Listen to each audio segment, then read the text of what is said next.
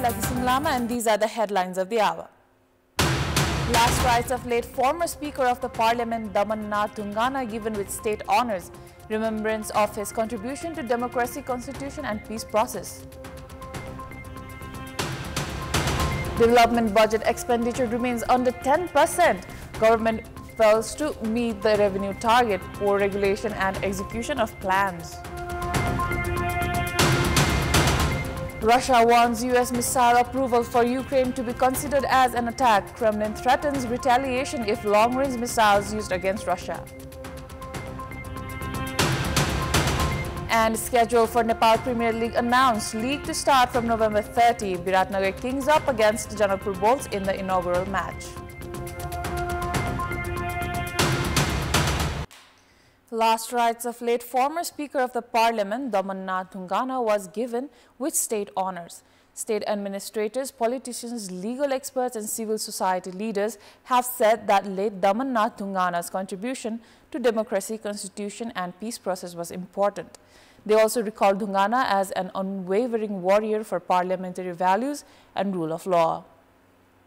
Tungana's body was cremated by his two sons, while a Nepali army unit offered a salute. Government officials, political party leaders and others visited the site to pay their respects. Prime Minister KP Sharma Oli honored Tungana by draping the national flag over his body, while Nepali Congress President Sher Bahadur Deuba draped the party flag in tribute. Top leaders from various political parties including CPN Maoist Centre Chair Pushpa Kamal Dahal and CPN Unified Socialist Chair Madhav Kumar Nepal gathered to pay tribute as well.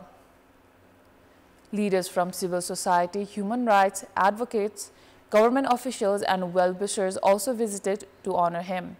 Tungana, who had been suffering from liver issues, passed away yesterday.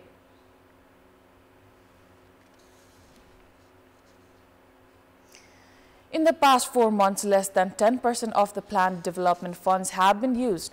Despite lowering interest rates, private sector investment hasn't increased. The government continues to blame the budget targets set by the previous administration. However, it has yet to make real reforms. Prime Minister Oli said that domestic income is struggling to cover current expenses, citing power cuts to industries and low investor confidence as setbacks for the economy. He also pointed out the ambitious budget was set before his government took office.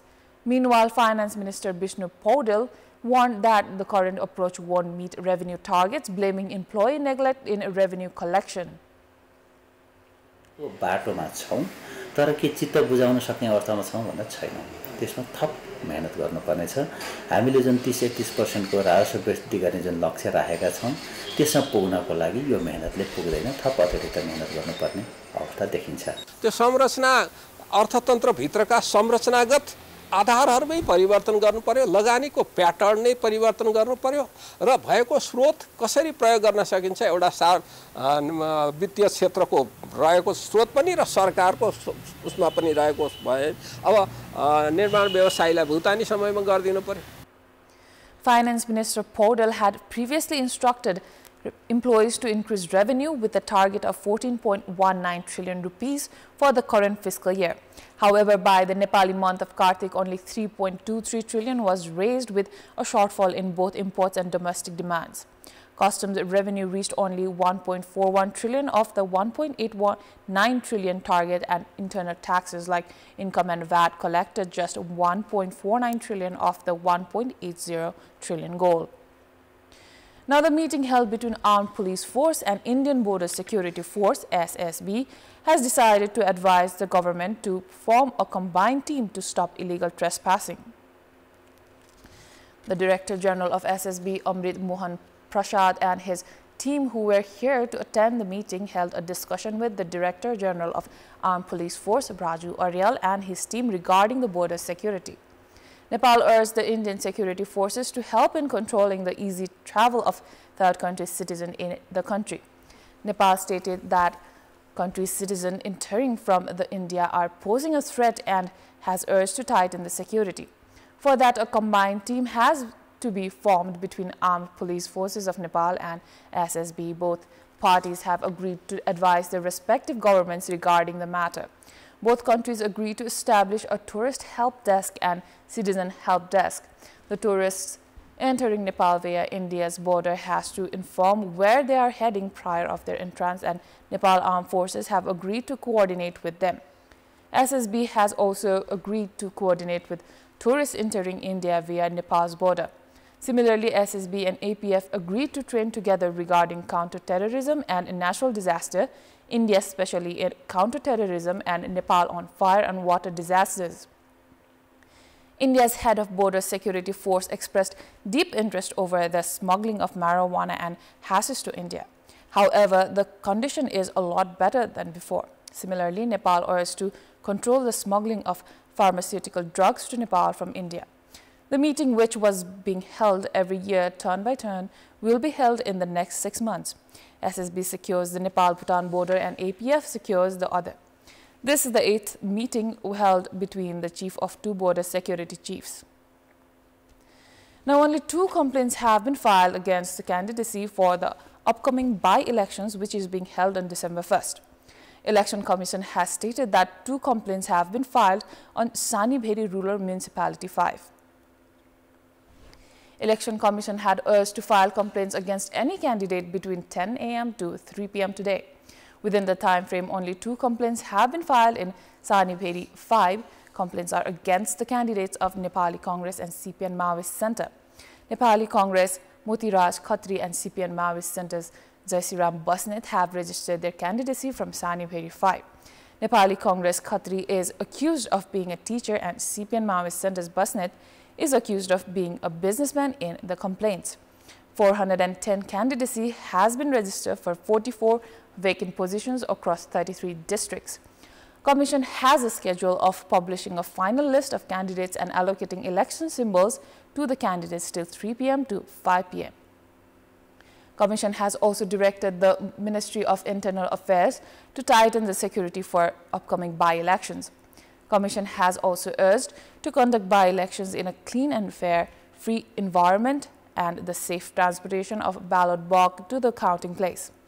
It has also been directed local levels to manage proper infrastructure to conduct by-elections.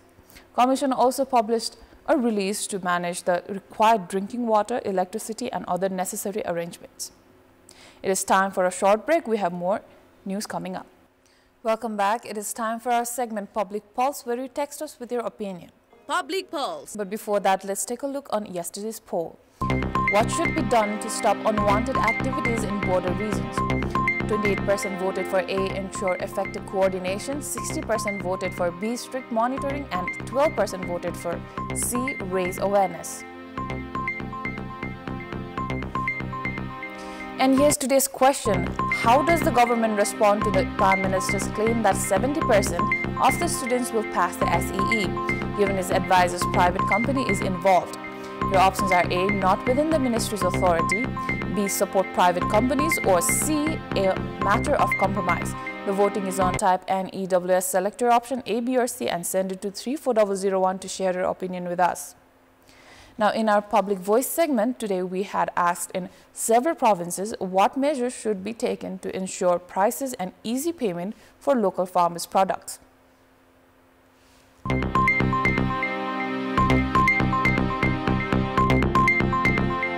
मूल्याङ्कन चाहिँ सरकारले नै तोकिदिएदेखि एकदमै राम्रो हुन्थ्यो किसानहरु र सरकार बीचको जुन समन्वय छ त्यसलाई चाहिँ अलिकति नजिक गरिदिनु पर्छ किसानले म गरेर ल्याएको चाहिँ व्यापारीमा इमानदारीता भयो भने सहज भुक्तान गर्दा विशेषतः चाहिँ भुक्तानीको ऐन ल्याएर सरकारले नै त्यो बजारीकरण गर्दिन पायो भने अत्यन्तै चाहिँ कृषकहरुलाई राहत मिल्छ सब्जीहरु त्यसमा चाहिँ हामीले ट्रान्सपोर्टेसन सेक्टरमा उहाँहरुलाई एउटा सब्सिडी दिनुभयो भने हामीले उत्पादन गरेको भनौं अब फलफुल देखि लिएर हरेक कुराहरु अब गाई दूध केरे दूधहरु सबै कुरा बिक्री गर्न हामीले बजार उयो मूल्य अलिक राम्रो पाए हुन्थ्यो बजारीकरण भइदिए हुन्थ्यो सस्तो भाडा दर मिलाएर चाहिने सर बजारसम्म ल्याएर उत्पादनकर्तालाई उचित मूल्य दिन लाउनु पर्छ स्थानीय सरकार पनि बढी चाहिँ उत्तरदायी हुनुपर्छ भने अब प्रदेश र केन्द्रीय सरकारले पनि त्यसपछि चाहिँ बढी उत्तरदायी भएर उसको के अरे किसानका चाहिँ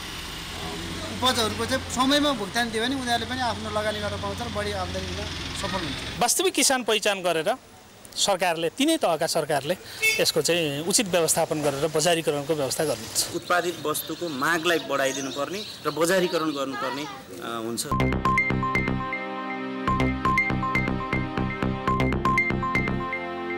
It is time for international news.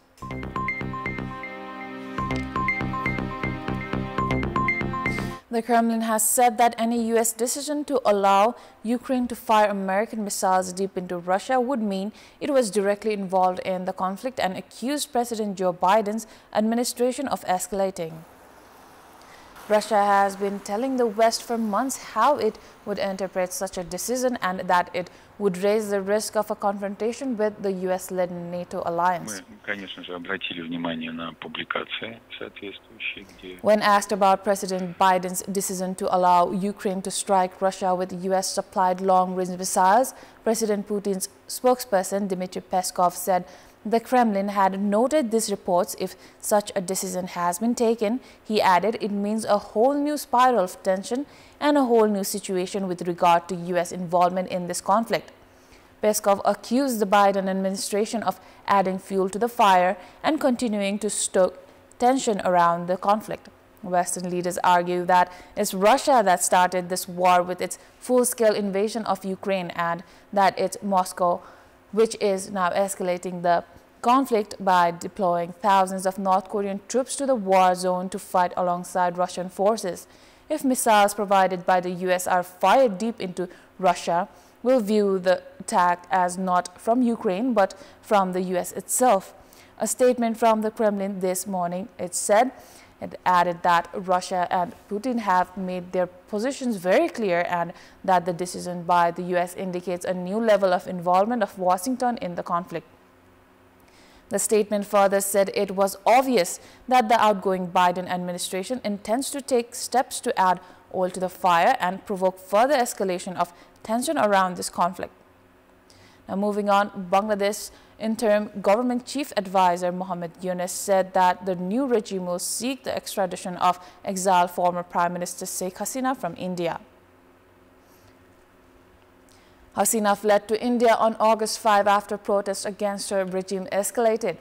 In his televised address to the nation on his first 100 days in office, Yunus said the government would try to bring those responsible, including the ex-prime minister, for hundreds of deaths during the student-led protest. On November 12, a special tribunal in Bangladesh asked Interpol to issue a red corner notice for the arrest of Sheikh Hasina in connection with the deaths of hundreds of protesters during protests against her.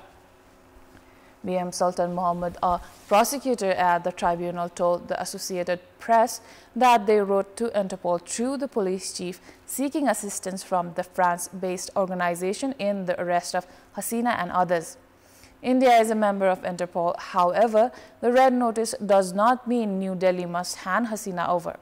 The ex-prime minister has been summoned to appear in court in Dhaka on November 18 to face charges of massacres, killings, and crimes against humanity. Hundreds of people were also killed in the violence that erupted across the country following the fall of the Hasina government, taking the death toll to more than 1,000 since the protests first started in mid-July. Now, the Chinese community in Brazil has warmly welcomed Chinese President Xi Jinping's visit to the Latin American country, hoping that the upcoming meeting between the two heads of state will bring more opportunities for further deepening cooperation between the two countries. Xi Jinping arrived in Rio de Janeiro on Sunday to attend the 19th G20 summit and pay a state visit to the Latin American country at the invitation of Brazilian President Luiz Inácio Lula da Silva. During his stay in Brazil, Xi Jinping will hold talks with Lula to discuss bilateral relations and exchange views on international and regional issues of mutual interest. Xi Jinping's trip to Brazil immediately follows his state visit to Peru, where the Chinese president also attended the 31st APEC Economic Leaders Meeting. We've got more news coming up, but right now it is time for yet another short break. Sports News. Welcome back. The schedule of the first edition of Nepal Premier League has been released. Biratnagar Kings will face Janakpur Bulls in the inaugural match on November 30, organized by Cricket Association of Nepal. The 21-day league will feature 17 days of double-header at the TU Cricket Ground with one match on the opening day.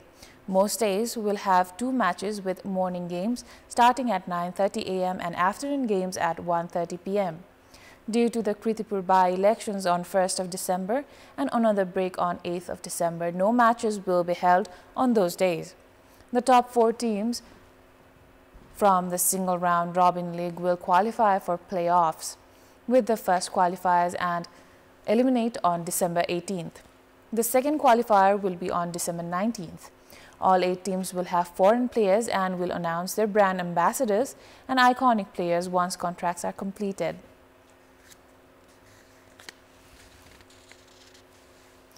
Church Boys Youth Club played a goalless draw with Monang Morsangdi Club in the ongoing Lalit Memorial Anfa Under-18 League. Both teams were unable to score in the game held in Satobato Anfa Complex. Monang was unable to capitalize scoring opportunities in the 10th stage game played. Bisalchand was unable to score even in 1 versus 1 situation with goalkeeper in the 13th minute. In 26th minute, Amrit Bashal couldn't score from the goalpost side when he couldn't beat the defender. Church Boys got the opportunity to score a free kick from a position close to the goalpost in the 31st minute of the game. Goalkeeper Uday Jong Pandey saved the free kick shot by Pasang Lama. Church Boys lost another opportunity to score in the 55th minute when Shyam Bahadur couldn't control and shoot the low ball brilliantly, crossed by Pasang. Monang's Bhupen Kadyat was also unable to score in the 65th minute of the game. The counter-attack led by Church Boys weren't successful and Monang's every opportunity went in vain when they couldn't capitalize the high position of the ball. After today's draw, Monang has a total of 20 points, whereas Church Boys has a total of 30 points. Monang stands second to Nepal Police with 3-point difference and has climbed to second position today. Nero team, who was previously in second place and has descended to third place. That is all for the moment. Thank you for watching. Bye for now.